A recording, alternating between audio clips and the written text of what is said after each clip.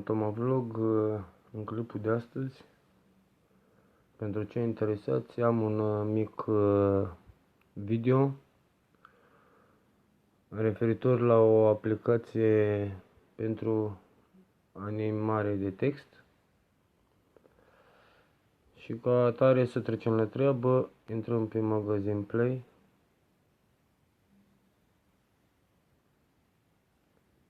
Dăm căutare animații creator și în listă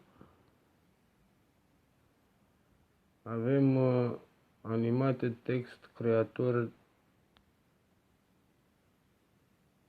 animații în video maker.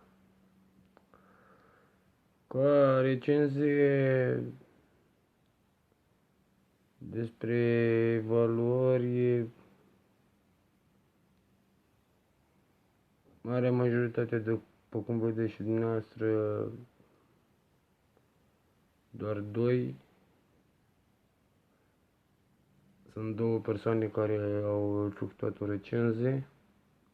E ok, am instalat-o și eu.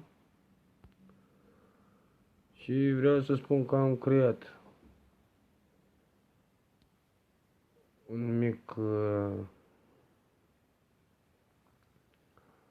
text animat. După cum vedeți, conține anunțuri.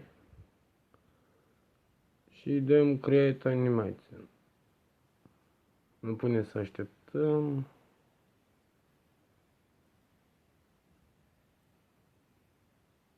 Deci Fantoma Vlog prezintă. Ar fi textul care l-am făcut eu. Nu m-am acomodat atât de bine cu această aplicație, dar vreau să spun că nu reușesc să scot spațiul liber dintre V și L la cuvântul vlog. Ca idee, încercăm altceva. Scriem de pildă un alt cuvânt. Ștergem de aici. Un vlogul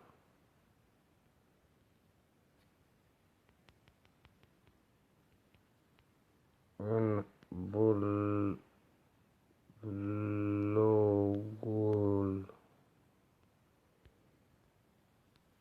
meu prezent. Ar fi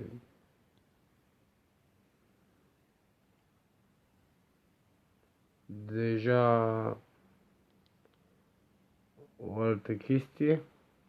Aici, în partea de jos, avem diferite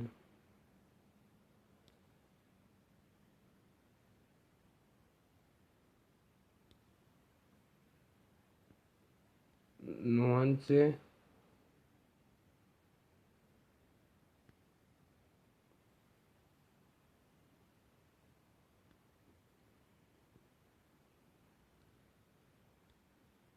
Care le putem sorta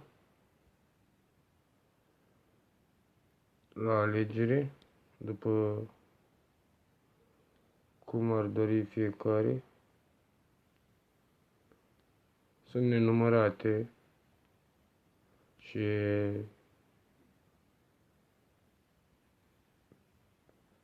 ca idee, după ce am scris textul, ne alegem 16:9 pentru o mai bună corelare cu Facebook-ul. Iar de aici îi dăm Save Video. Ce am urmărit din Save Video ar trebui, vreau să vă spun că se închide aplicația în rezoluția video, în calitatea video și rezoluția calității video, low, mediu sau white. Aș v-aș sfătui să rămâneți pe medium. Și aici, la timpul de expunere, ar fi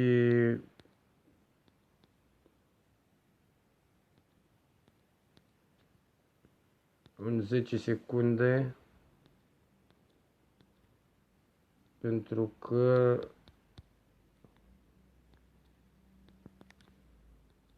mi se pare că durează cam mult.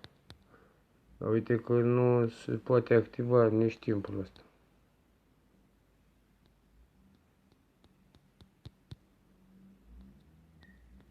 Oricum, lăsăm ca test, lăsăm în 14 secunde și ne întreabă dacă o generăm metoda 1 sau metoda 2, lăsăm medium, dăm oricare, în partea de jos ne spune un please wait, în care ne arată că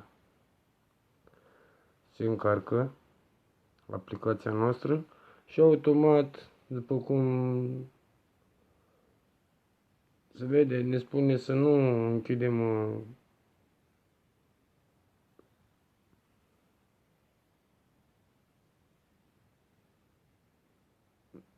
închidem ecranul în timp ce se convertește procesarea și video va fi salvat în locația internă sau externă în timpul.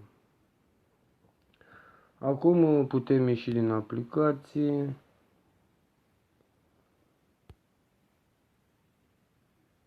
Deci acesta a fost scrisul. În vlogul meu prezent ca exemplu, ieșim din aplicație și mergem în galerie, unde avem cele două videouri. Acesta este primul, făcut de probă.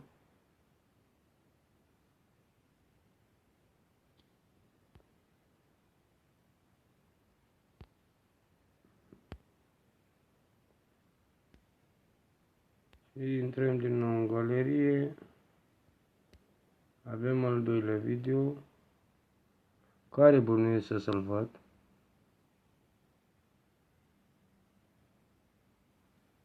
După cum vedeți. Cam atât pentru astăzi din partea mea. Vă mulțumesc. Un share, un subscribe. Fantova Vlog vă mulțumește. Vă dorește o zi bună. Toate cele bune și până la un nou video, o zi bună.